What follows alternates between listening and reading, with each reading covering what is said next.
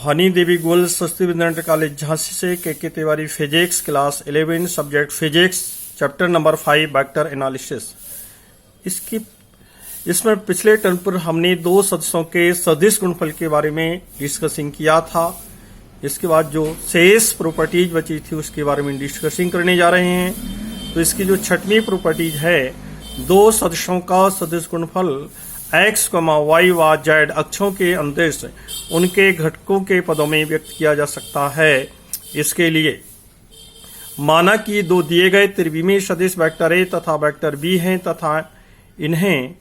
आयताकार घटकों के पदों में निम्न प्रकार लिखा जा सकता है,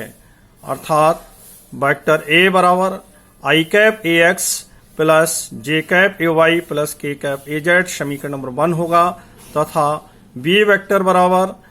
i cap bx plus j cap by plus k cap bz होगा, समीकरण नंबर 2 होगा।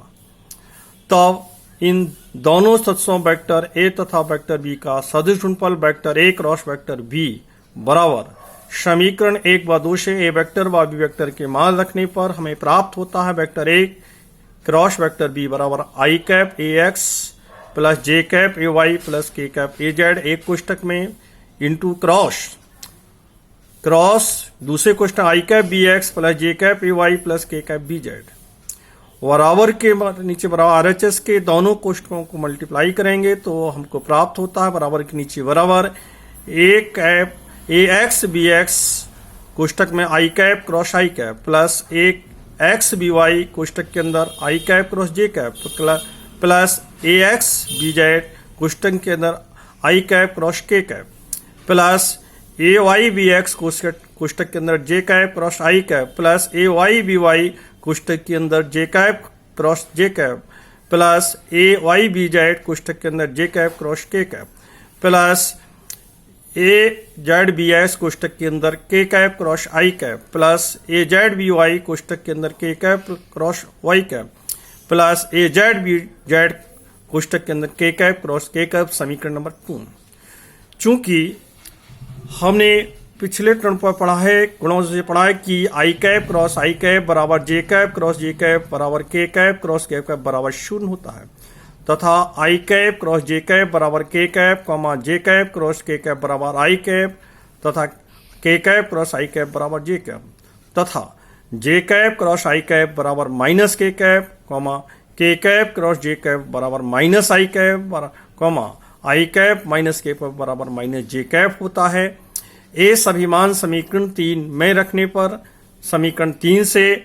हमें प्राप्त होता है vector a cross vector b बराबर ax by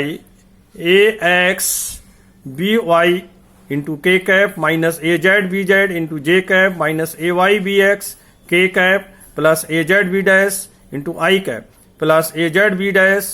az bx j cap minus az by i cap.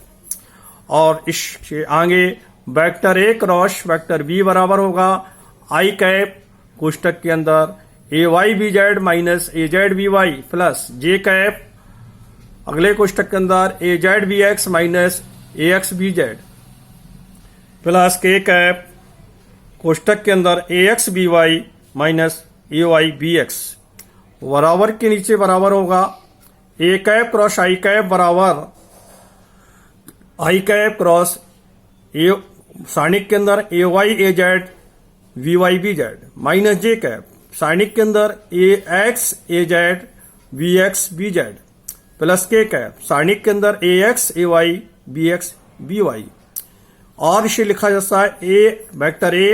Cross vector b बराबर सारणिक के अंदर i cap j cap k cap i cap के नीचे ax y az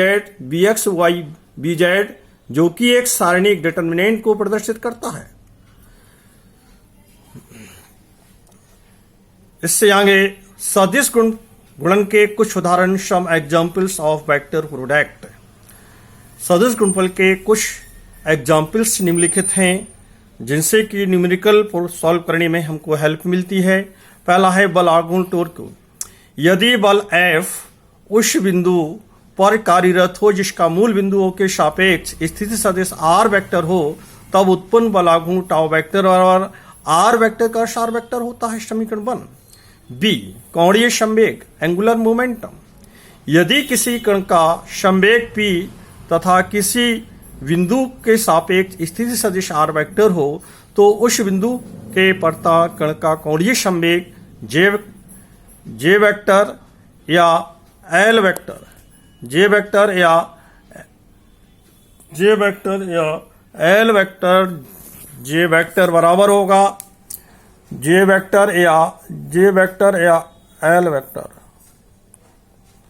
जे वेक्टर या L vector बराबर होगा R vector cross M into V vector, जहां M कण का द्रव्यमान है तथा भी वेग है। इसके बाद तीसरा है स्पर्श रेखीय वेग तथा त्वरण, tangential linear velocity and acceleration. जब कोई वस्तु आर त्रिज्या के वृत्ताकार पथ पर गति कर रही हो तथा किसी क्षण इसका स्थिति सदिश आर वेक्टर हो तब स्पर्श रेखीय वेग भी वेक्टर परपेंडिकुलर बराबर होता है omega vector cross R vector तथा स्पर्श रेखीय त्वरण ए वेक्टर परपेंडिकुलर बराबर होता है alpha vector cross R vector,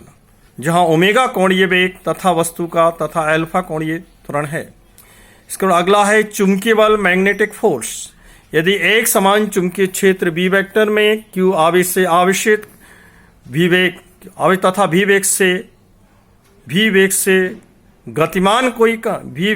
कण गतिमान हो तो उस पर कार्यरत चुंबकीय बल एफ वेक्टर बराबर होता है